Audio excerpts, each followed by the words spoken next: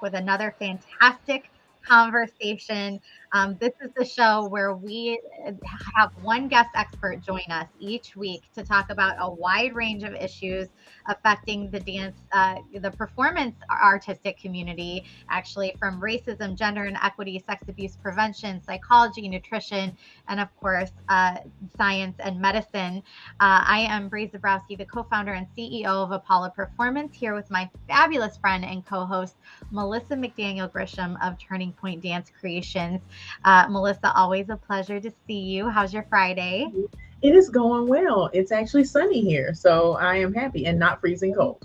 Yay! That's a good sign, right? We're almost done with the snow. Right. But today, Melissa, we're talking about boundaries. This is a big one. We've never Yep. even touched this topic before on the show. Talking about boundaries, what are they? How do we set them? How can they help us mentally and physically and minimize that all too familiar burnout that we all feel from time to time, Mhm. right? So we're Yep. honored to help us with this conversation. We're honored to welcome back our friend, Ashley Mowry, to walk us through it all. And Melissa, for those that haven't met Ashley yet, tell us a little bit more about her. Yes, we are so happy to have Ashley. She has been a repeat guest season one, season two, and now back season three, and back season three for a series. So you'll see Ashley two more times in this season for a series of shows.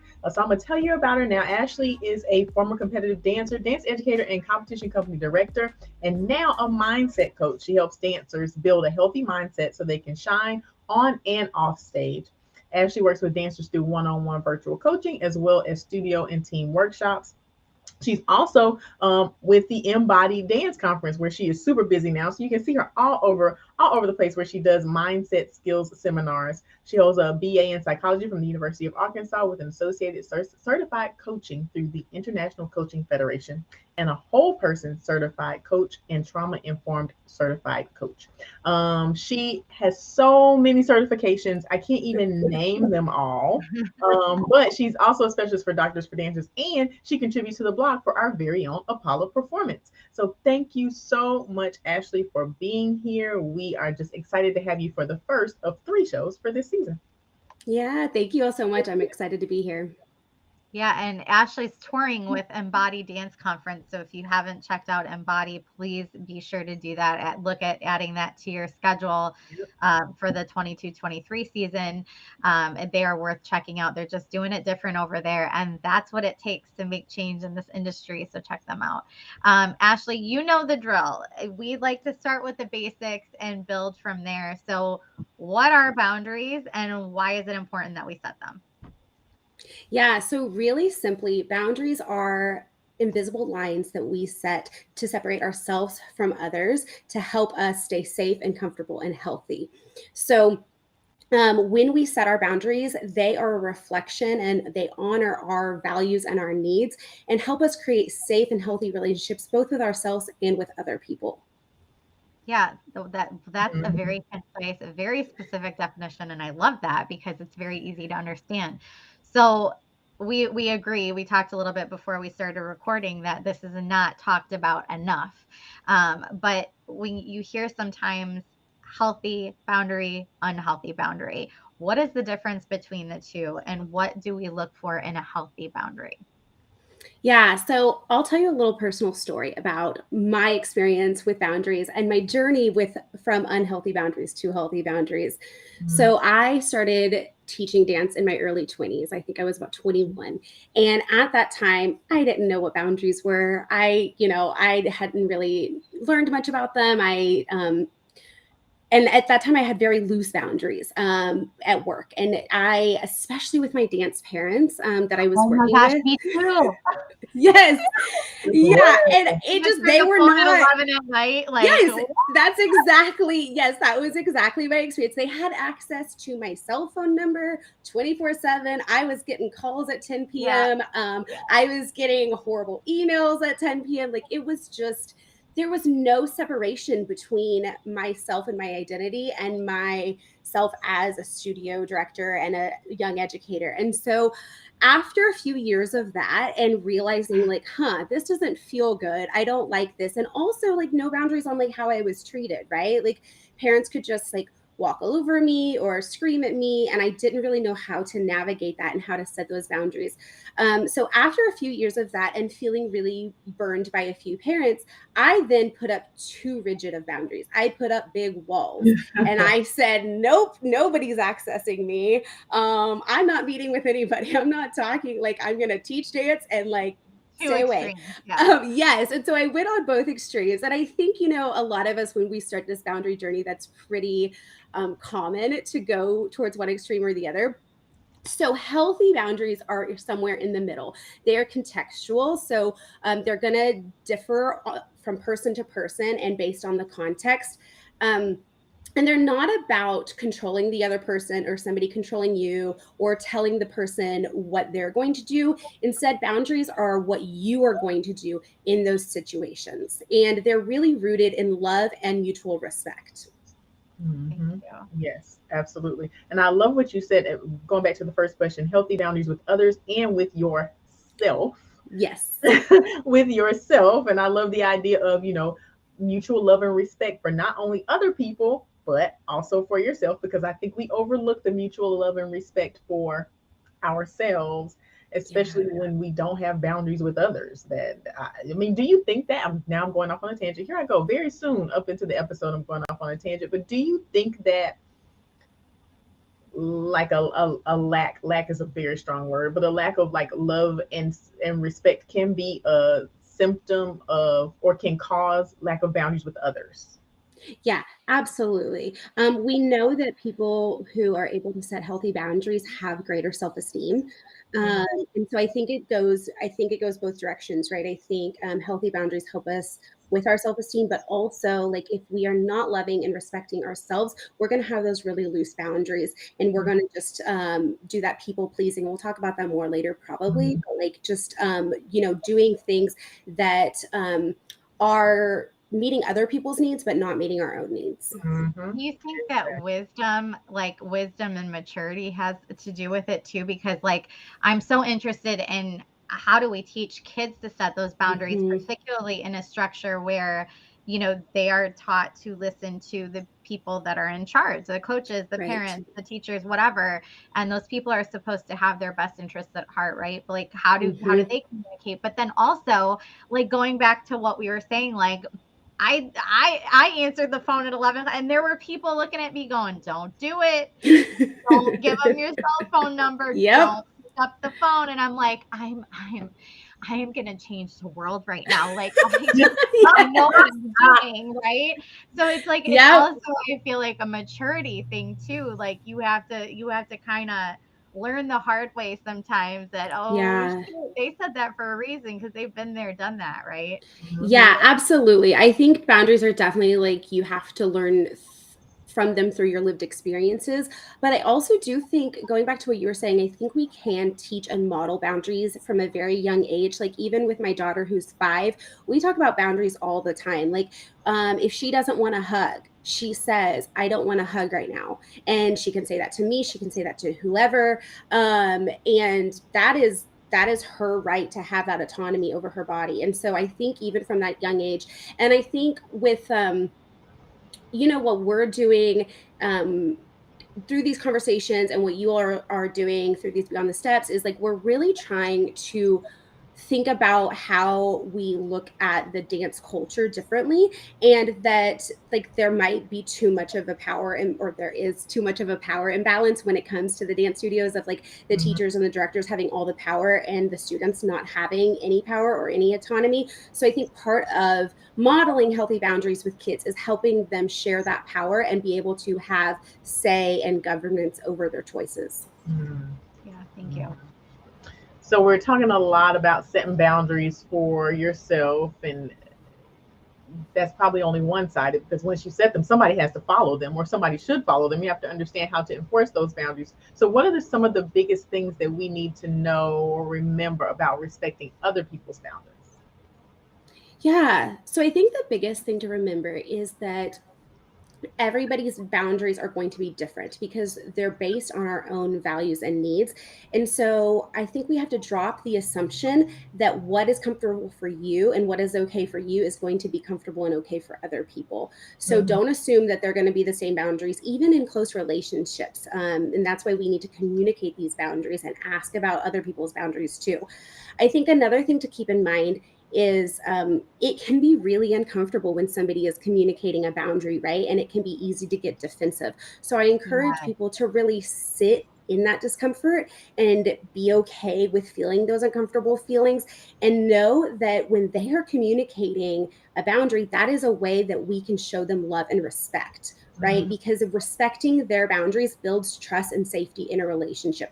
So we Mhm. can sit in our discomfort, we can recognize our feelings and be responsible for those without putting those onto them for sharing that boundary. Mhm. I want to touch on that because that is, and especially people in the older generations, this is Mm-hmm. really important because you mentioned with your daughter, if I don't want a hug Mm-hmm. right now, I'm not going to give a hug. Like, I'm going to give an example. Like, when I was growing up, like, you went around and said hello to every family member and gave a hug and a kiss and hello, Mm-hmm. hello. And there were times that there's times that my kids just don't want to do that. And like, if my parents were to see that, or somebody from that older generation were to see that, they would think immediately of, that's disrespectful, that's, Disrespect. they're Yep. not, they're not teaching that kid manners. But in Mm-hmm. reality, we're working with something that isn't familiar to that older generation, because it was very much an obligation, very much a sign of respect. Yep. How do you navigate that? Yeah, so I think it depends on who the person is. So if it's somebody that's close to you that you have a close relationship with, so grandparents, family members, Right. people like that, I would say have the conversation and say, hey, we're really working with, I'll use my daughter for example, we're really working with Eleanor on boundaries. This is what boundaries are, and this is how boundaries can help kids flourish and also help keep them safe. Setting boundaries helps people avoid and get out of toxic and abusive situations. So when Mhm. she knows that she has a voice and that she can say no to a hug or a touch with you, it's going to help her in other situations of people that she doesn't know quite as Mhm. well. So having those conversations and helping them understand that it's not about respect, it's just about like letting her have autonomy over what she does with her own body. And then if it's not somebody that you're close with, just let them have their opinion. Let them have their moment. Yeah. Yes, yes, you are not responsible. And that's another boundary. You're not responsible for their opinion about it. And, if it's somebody you're not going to see very regularly or somebody that's not a major part of your life, let them have it. Mhm. Yeah. Love that. Absolutely. Love If you that. don't know them, let them go. That's Yep. Uh, right. absolutely. If you're just joining us, we are talking to Ashley Mowry about boundaries, how we set them, why it's important to set them, and the importance of setting them, and especially modeling for our students, performance athletes, each other. Setting boundaries. If you would like to catch the beginning of this episode, you can find it at Apollo Performance or at TP Dance Creations on YouTube and Facebook. If you have a comment, we'd love to hear your thoughts. Drop them in the comment section. We want to talk about what happens when you start to effectively set boundaries, because there's some clear benefits to it. And we know that if people know what the benefits are, they're more likely and motivated to actually take the steps toward it. So we're going to break it down. What are the physical benefits of setting boundaries? Yeah, so I spoke to this a little bit already, but setting boundaries can keep us physically safe. So when we are able to set boundaries and communicate them, it can help us get out of or avoid toxic and Mhm. potentially abusive situations and people. Again, if we know that we have autonomy over ourselves and the right to say no, that can help us avoid those situations. The Mhm. other things that come to mind when I think about physical benefits is so we know that boundaries, setting boundaries and holding boundaries can reduce burnout and stress. Okay. And burnout and stress both have a lot of physical effects on us. And so Mm. when we can set boundaries, it helps reduce those physical effects. So physical effects such as high blood pressure, lower immune system, tense muscles, sleeping problems, headaches, low energy and fatigue. Mhm. All of those are physical symptoms of stress and burnout. And when we use boundaries, we can reduce those Can symptoms. you give an example, Ashley, like, of one that would help reduce those physical symptoms? Like, what's a boundary, a common one that that you've experienced? Yeah, I think, I think it's going to be person to person. And I think what comes to mind to me is, so when we're looking at reducing burnout, what are the areas where you are feeling burned out? What are the things or people in your life that are making you feel burned out?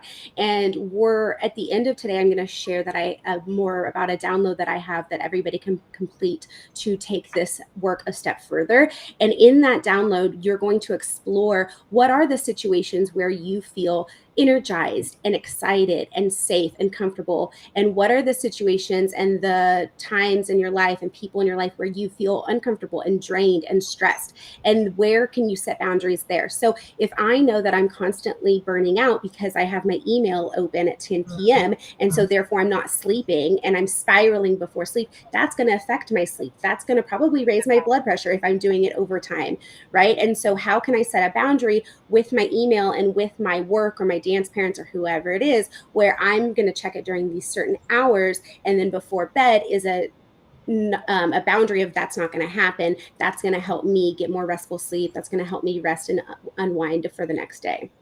I would imagine the reason we're seeing this topic come up more now is because there's more people than ever working from home, Yeah. that hybrid home office, whatever. And it's really easy to blur those Yeah. boundary lines when you work from home. I can Oh just yeah, me, yes, I like, feel that. And I think too, that's really like my experience from the studio has really helped inform like how I'm doing it differently now and what my boundaries are when I'm home and when I'm working. And I don't even like, I don't have my email notifications on my phone, because I've learned, and that's been a more oh my recent God. boundary that I've set, because I found that even like I mean, with what I do right now, I don't get a lot of stressful emails. Like but I was finding, even if I would get an email about like a deadline or like, remember this, or like this is coming out, or a question, I would feel this urgency to respond, even though that urgency probably wasn't true. Like I could wait till the next day to respond to that. So that's a new boundary that I've created for myself recently, to not even have the notifications on. Okay, that's interesting. Mhm. Do Interesting. not disturb. I have do not disturb set on my phone for hours every single day, to cut on at this time and cut off at that time. Yeah. The notifications do not come through. That has been a huge thing for me, because I can't put my phone on vibrate, or else I'll forget to look at it. So Yep. I always have the alarm on, the Yeah. the sound on. So all night long it'd be like ding, ding, ding, ding, Yep. ding. Do not disturb takes all of that away. So I definitely endorse that. So let's talk about emotionally and mentally. When we set boundaries, what are some of the benefits that come along with that? So burnout and stress also have emotional and mental symptoms too. And so things like depression, anxiety, worry, irritability come along with stress and burnout. So when we set boundaries, that can help reduce those things in our life. Research has also shown that setting boundaries and holding them can also increase our self esteem, as I said earlier. It can Mhm, also provide a greater sense of identity, better mhm, emotional regulation, more self awareness, right? Because we're aware of our needs and our values and how we need to get them met. It can improve communication, because we're having to say these things and have these conversations and let people know our needs. And it can also improve our relationships and have less feelings of resentment and anger in our relationships. okay. So, why do you think it's so hard for us to set boundaries? Like, is there a type of personality that tends to have a harder time setting boundaries than others?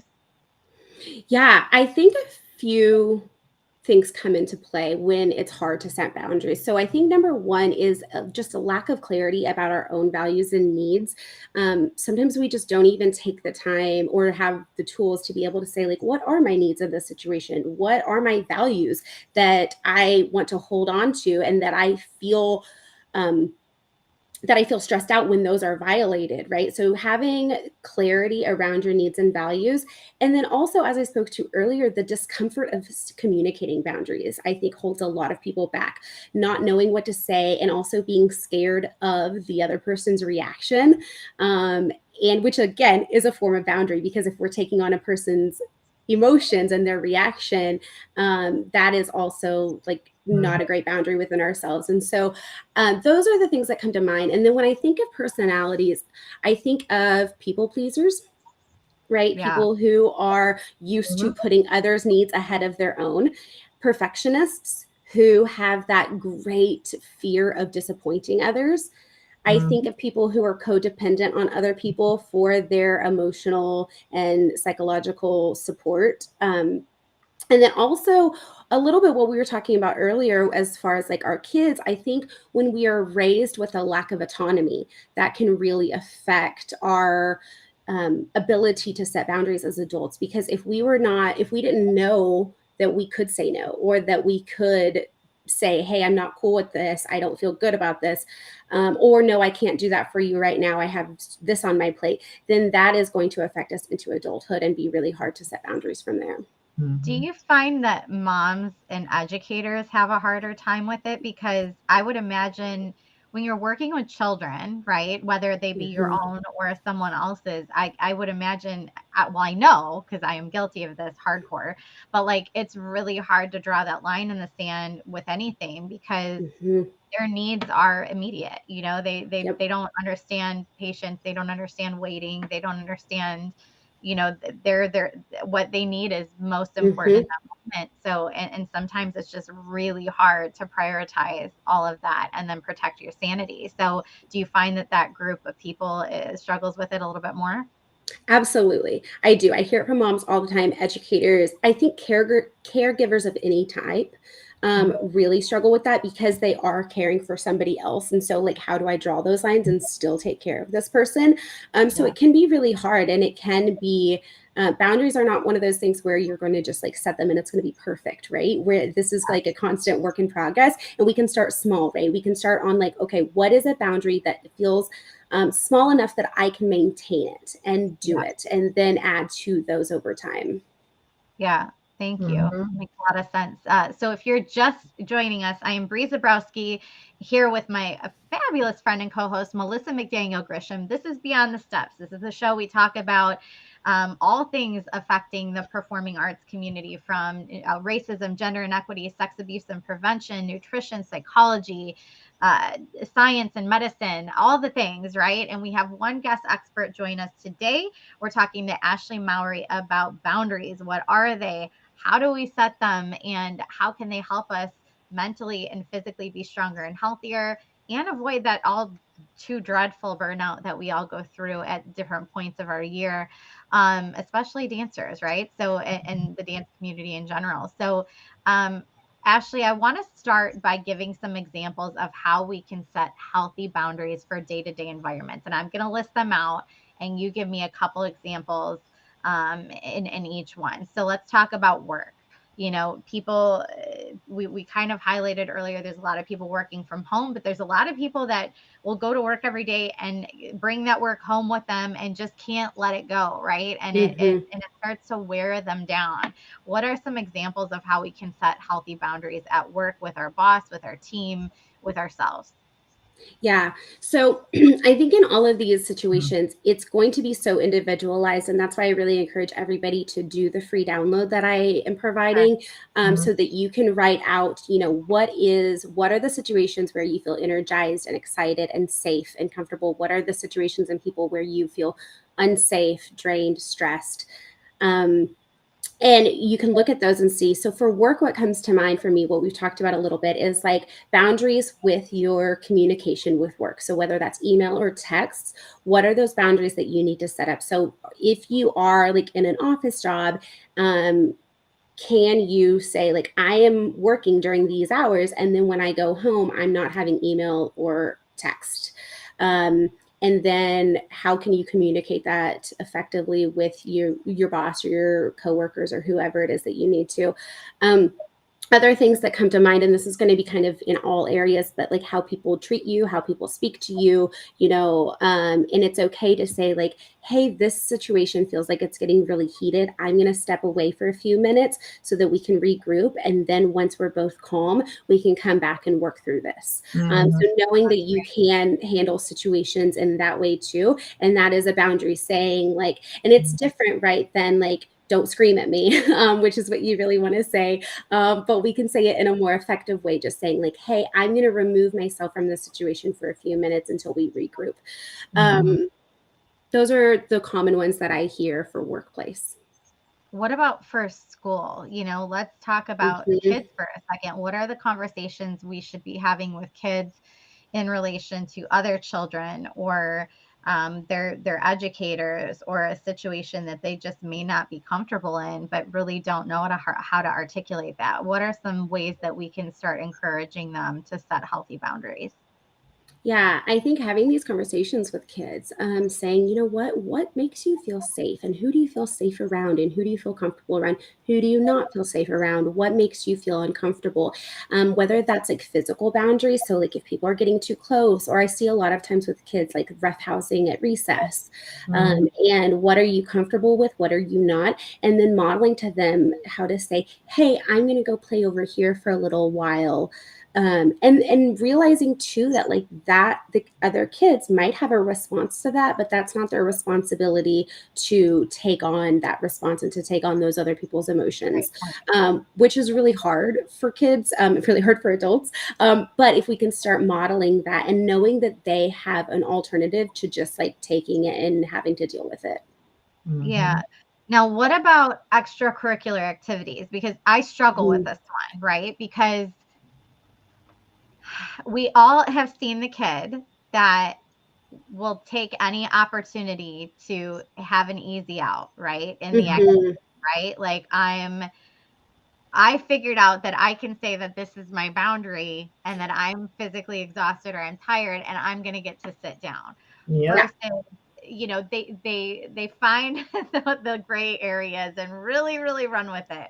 Yep. Um, but I understand too, it's really important as adults that we identify that those boundaries are going to look different for every child, and Mhm. we have to respect them no matter how hard it is sometimes. Mhm. Like I know I'm like this with my own kids. Like, I'll be like, get back out there. You know what I mean? Like move, like get out, and so how do you walk that line of like encouraging them and pushing them past what they thought they were capable of in a good Mhm. way, and that strengthens their character and their Mhm. overall ability versus tormenting them and not doing something that's beneficial.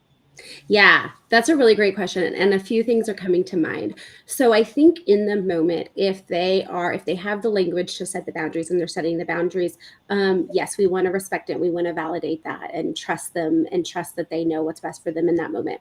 If we Mhm. see that it's a pattern, right? If we're a dance teacher and we say that there's this pattern every time, or if we're a parent and we see that like constantly they don't want to go to dance every night, whatever that is, or they're sitting out, I think that absolutely needs to be a conversation and saying, hey, I'm noticing that this is happening.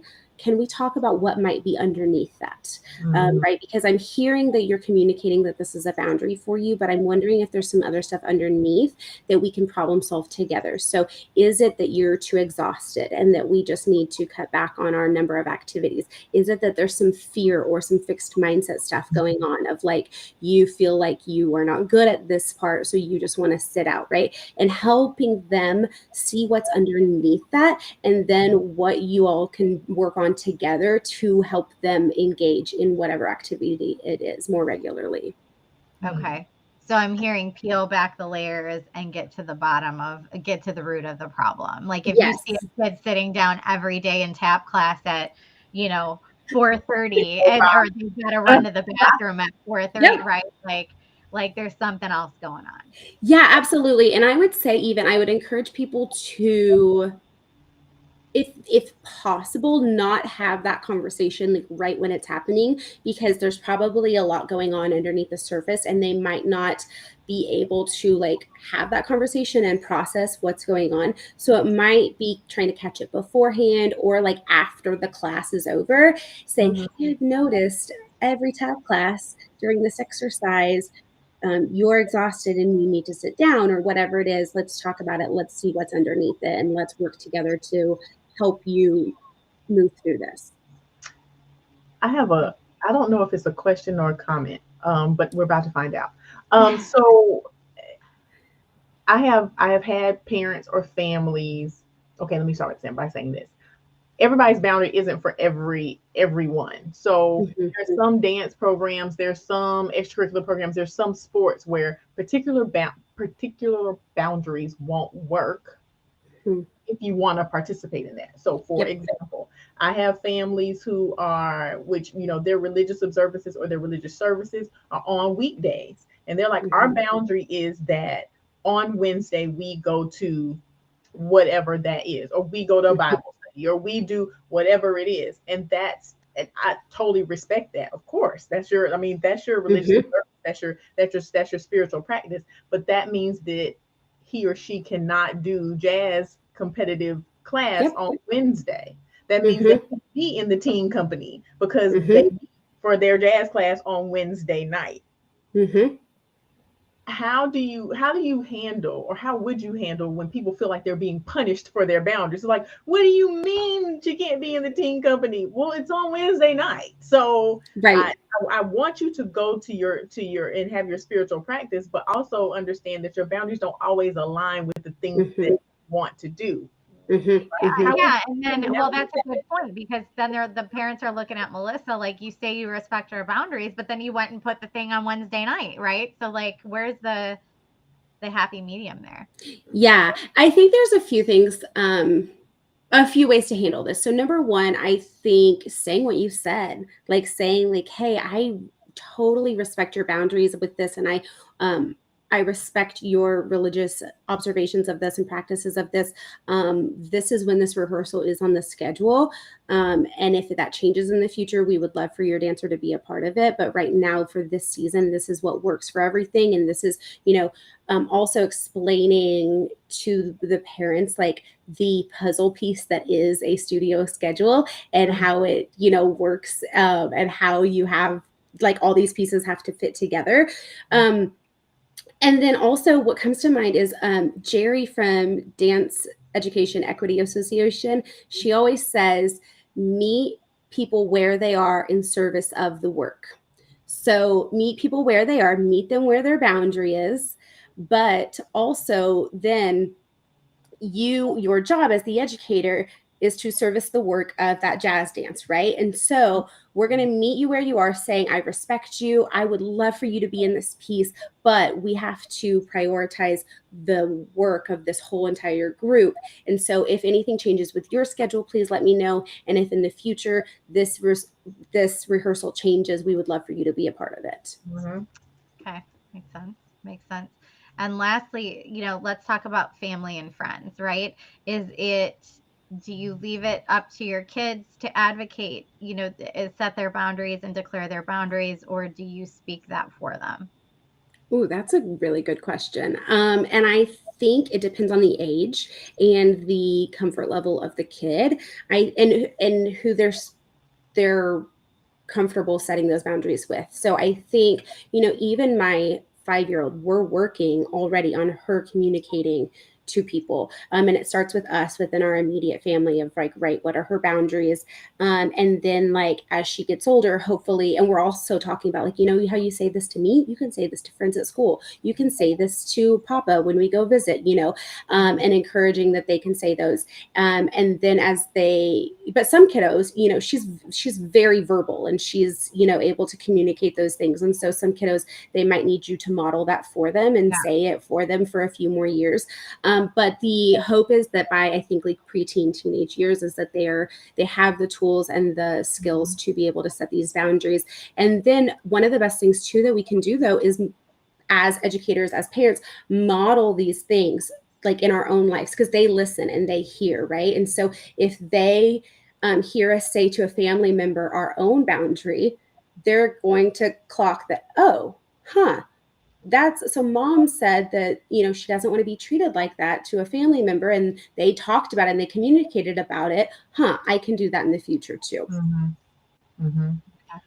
What do you say to particularly that preteen age, teenage, and adults for that matter? Because I have issues with this myself. A lot of times I've noticed that when you do set boundaries, particularly with family and friends, you lose your family and your friends. Or those Hmm. relationships change in a way that you don't want, that isn't expected, or they change in a negative way, or they become distant. And I know that Hmm. teenagers probably in doing this, that's their biggest nightmare. Like, oh Yeah. my gosh, I will lose my best friend, or Yeah. I'll lose my Hmm. friends, or they won't want to talk to me. How do you navigate that, particularly with a preteen or a teenager? Hmm. Hmm. A few things are coming to mind. So, one, I think talking about the fact that like healthy boundaries are communicated in a calm, respectful, loving way, right? So Mhm. I think sometimes when we think about boundaries, we think about just like these like explosive or just like really confrontational things. Mhm. And it doesn't, healthy boundaries aren't going to look like that. They're going to be conversations. And it can be as simple as, um, you know, I feel uncomfortable when we talk about this topic. Can we please change the subject? Right. And so teaching, like modeling that for the preteens, teens, and then also helping them understand that like yes their friends might have a reaction in that moment, and that's okay. People are allowed to have their own feelings, Mhm. and you don't have to take those on, and like it might make things weird and tense for a minute, but if this is a healthy relationship, is if it is a relationship that is, you know, productive and worthwhile having, then it is going to be able to be smoothed out and talked about and communicated with. And so Mhm. I think yes, they're those teens, their friendships are their whole world. And so normalizing that, like, yeah, this probably feels really scary. What's a way that you could do it that you feel like you can say your boundary, while also respecting them as a person? Mhm. Absolutely. If you are just joining us, we are talking to Ashley Mowry about boundaries, how we set them, why it's important to set them, how we model them, all the things. It's been an amazing and helpful episode, and one that I know I needed even as an adult. So if you want to watch the whole episode, which you absolutely should, you can find them at TP Dance Creations or at Apollo Performance on YouTube and Facebook. Please share this far and wide. If people don't know it's there, they won't be able to learn from it. So please share with as many people as you possibly can. And if you have a comment, we love to know your thoughts. So drop them in the comment section so that we can see what you're thinking out there. I think that it's time for homework, Bree. Yes, Ashley, I know you remember, but we do homework on this show. Um, and we like to give our guests, or our listeners, I should say, something to work on and have tangible results from now until next week when they listen to us again and tune in. What is one thing you want to challenge everybody out there watching to do in those 7 days? Yeah, so I have created a download worksheet, a free download worksheet that you can do to help you get clear on your values and your needs in order to set your boundaries. So I'll walk you through, it's 4 prompts. Talking again what we talked about earlier, who and what in your life feel safe and comfortable. How about energized and excited? Who and what in your life makes you feel unsafe, uncomfortable, drained, stressed? And then from there, what are some boundaries? And the last thing that I talk about on the worksheet is, okay, what is one boundary that you're going to commit to setting and communicating this week? Mm, I love that. So you have like a whole handout. That's great. yes. Um, I popped the link to this in the right here in the little ticker, and all you have to do, I believe, is enter your name and email address, and then the worksheet will appear Yep. in some way. So just make sure that you do that. This is an absolutely free resource, and we would encourage you to check this out and complete this exercise, not just with yourself, but with your family members as well. So share Mhm. it. That's what I was going to ask, Ashley. Is this something that you need to do by yourself? Is this an introspective thing, or is this something that a dance educator might, or a coach, or a parent might Great guide question. a student through? Mhm. So I think definitely like first do it for yourself, and get a clear idea of your own needs and values and boundaries. And then absolutely, I think it would be so great if we got all the dance educators and parents out there doing this with their kids, and that I would let them, I would say like lightly guide them, let them have their own answers, but be there to answer questions if Mhm. they need to, or if they have any questions about what anything means or how to set these boundaries, but really letting the ideas and the responses come from their own brains. Mhm. Love that. And In addition to the homework that Ashley provided, we also want to encourage you to take our Steps Initiative course. This is a free online course series. Every single module has been created and curated by experts in their field. So we have everything from racism, gender inequity, sex abuse and prevention, nutrition, psychology, dance medicine, and science.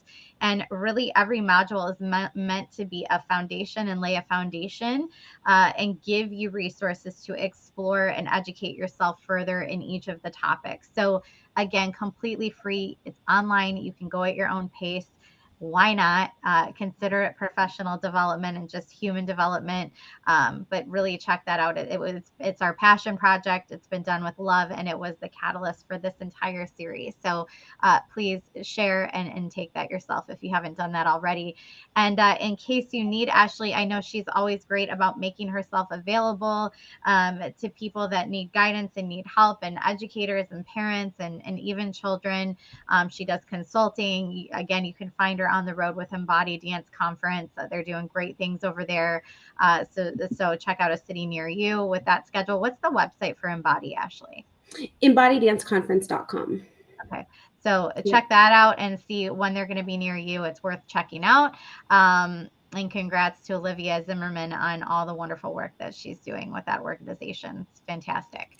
Ashley, how can people get in touch with you if they have questions on the worksheet or want to consult with you in any way? What's the best way for them to get in touch with you?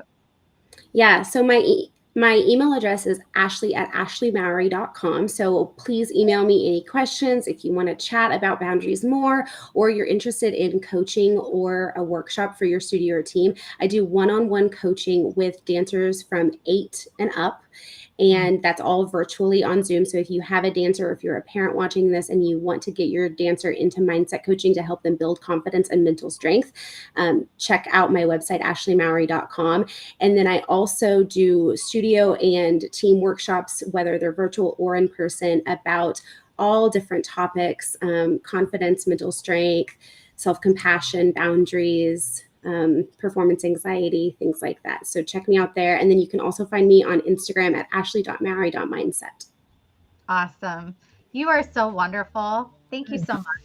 Thank you. I know back this season, and this is a blast talking about boundaries with y'all. Love it. It's always a pleasure to have you, Ashley, and we are so happy that we're going to have you back 2 more times to talk about 2 more topics this season. So please be on the lookout for our future episodes with Ashley. Thank you for watching today. Breathe. Thank you for being on this journey with me. It's been 3 amazing seasons, looking for many, many more to come. This is becoming a podcast, everyone. Beyond the Steps is going to be a podcast. Be on the lookout for that. Also, speaking of a series, Ashley's doing a series, but we're also finishing up a series with one of our other faves. Aisha Upchurch is doing part 3 of her guest series. That's our next show for 28-23. Be there at 3:30 p.m. on Friday to talk about building a program, a hip hop program, versus offering classes. What's the difference and why does it matter? As a reminder, share this episode. You can find the full episode at Apollo Performance at TP Dance Creations on YouTube. Please like, please share, and drop your comments. Get your homework done. You have a free download to do it. Until next time, we hope you continue your journey beyond the steps. See you next week.